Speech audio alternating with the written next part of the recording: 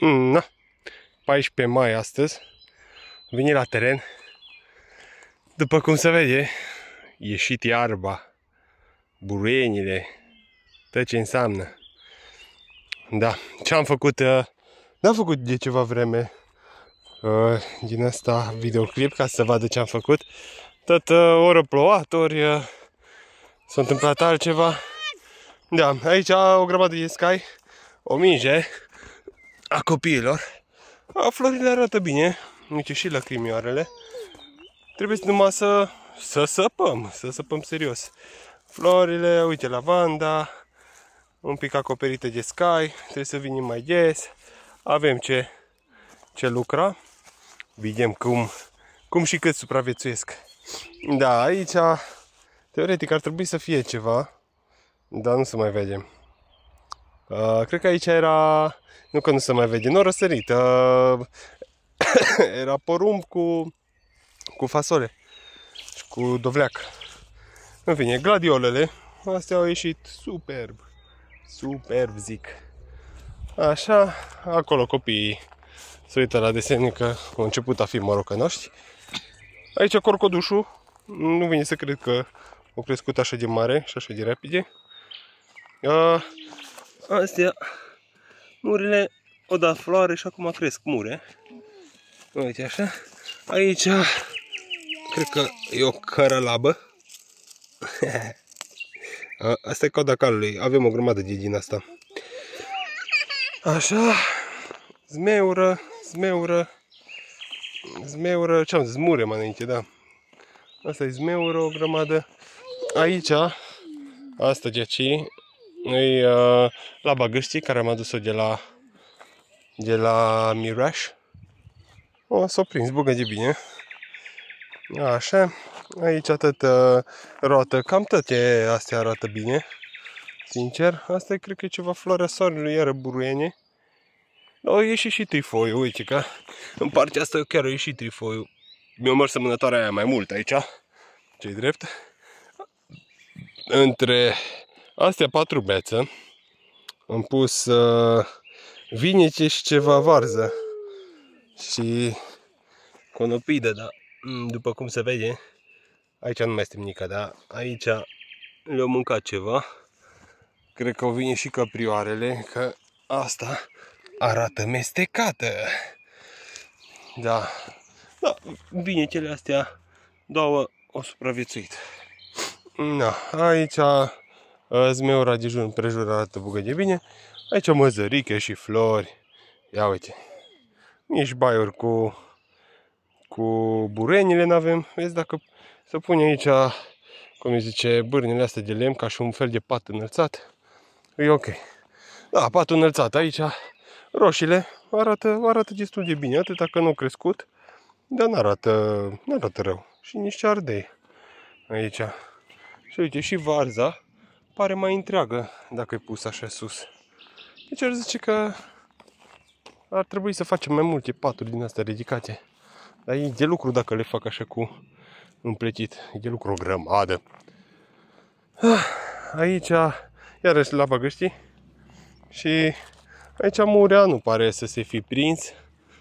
Mere așa rotă, dar nu pe aia. Aici avem lebeniță. Teoretic, practic n-avem nimica. Și căpșunii, ia uite ce frumos. Ce frumos a făcut a mea soție. O plegit astăzi. Și acum e acolo și plegește scaii. Da. Și aici iară să mâna ceva, dar nu mai știu ce.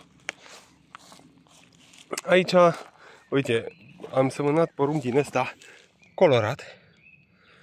Și o ieșit, uite. O ieșit așa și iară cu fasole. Asta e și mai bine, parcă. Și aici din nou, da, cu fasole din asta urcătoare. Uite așa. Și de aici morariu. Mers încolo. Ăsta acum iese aici. Ăsta micuț. Și aici, ia uite, avem și ciuperci. Asta e un semn bun. Aici avem ardei. Ardei care... Sarle. Da, ce? Viu! Stați că s-a aflat ceva! Ce? O rădașcă! Ia uite cât e de mare! Nu mai are un picior! Da, ce ai Mersi frumos! E cam lovit.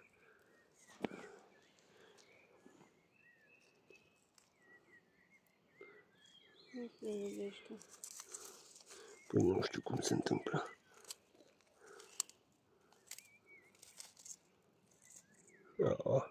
Cam distrus bietul. Bine, Alexandra. Dar pe cine l-a văzut? Bine, dai pace să moară în pace. Da.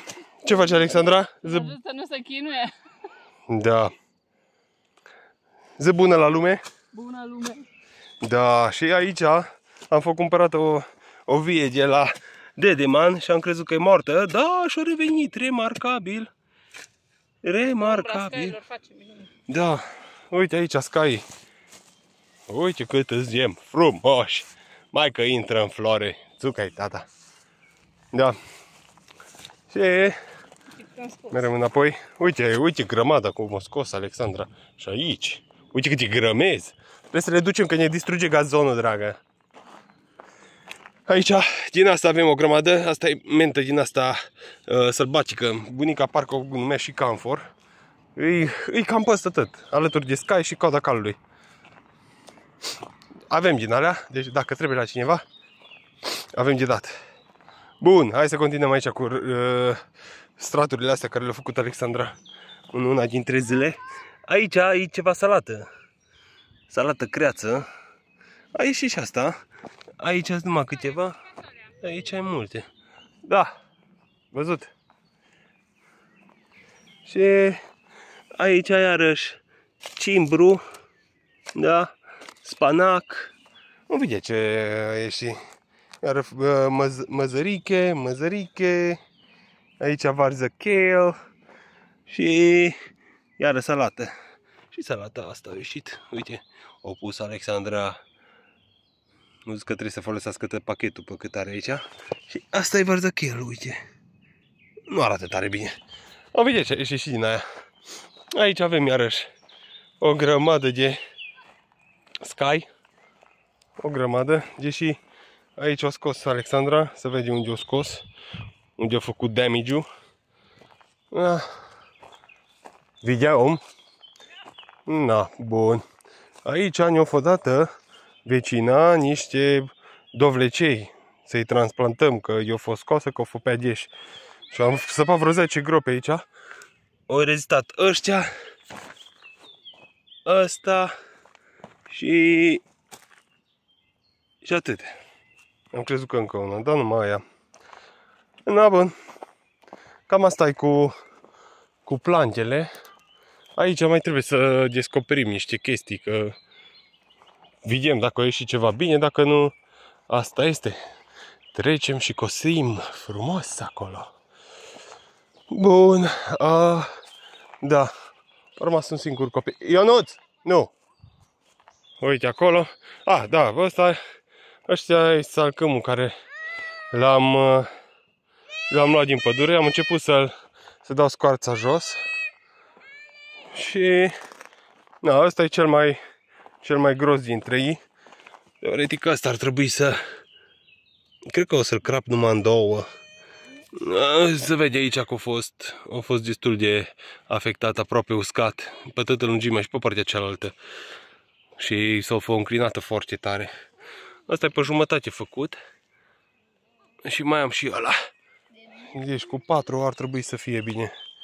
Și... Da, am ascuțit un pic. Asta. Dar merge foarte bine, super bine. Numai că dacă îl fac tot timpul așa, unde e mai gros, nu merge cum trebuie. Și apoi eu mai întorc câteodată și așa. Da. Pădurea arată bugă de bine. O să facem tirolian în săptămânile care urmează. Cam de aici și până, nu știu dacă se vede la copacul ăla de acolo. Da. La copacul ăla de acolo. Așa este cam mărit. Deci la copacul ăsta de aici o să fie tiroliana până acolo. Vreo 35 de metri, 40. Și da, avem și soc o grămadă. Adică o grămadă, se vede cred că acolo. Da, acolo e soc. Și mai este și prin pădure. Aici am mai făcut niște trepte, mai trebuie să fac încă vreo 3 sau 4. Merge destul de bine. Deci așa, până aici și mai trebuie să fac încă vreo 3 sau 4 încolo. Și da, aici murea care am plantat-o. Nici asta nu arată foarte bine. Am vedea ce-a fi și cum a fi. Și am descoperit aici că da, aici am făcut un pic de spațiu. Uite așa, ca să avem un fel de poteca. Asta e un nuc. Nu știu care e treaba cu el, nu știu ce nuci produce, că mai avem un nuc, uite acolo.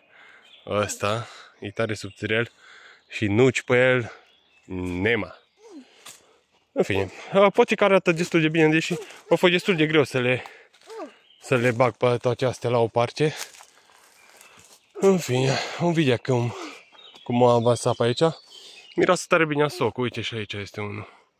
Cred că mai luat să fac sirop și uite și acolo. Mai sunt, tot ce e înflorit e soc. Da, avem de făcut sirop. Nu e niciun bai. Uite așa se vede. Da bine, cam atât. Zăpa, Ionuț!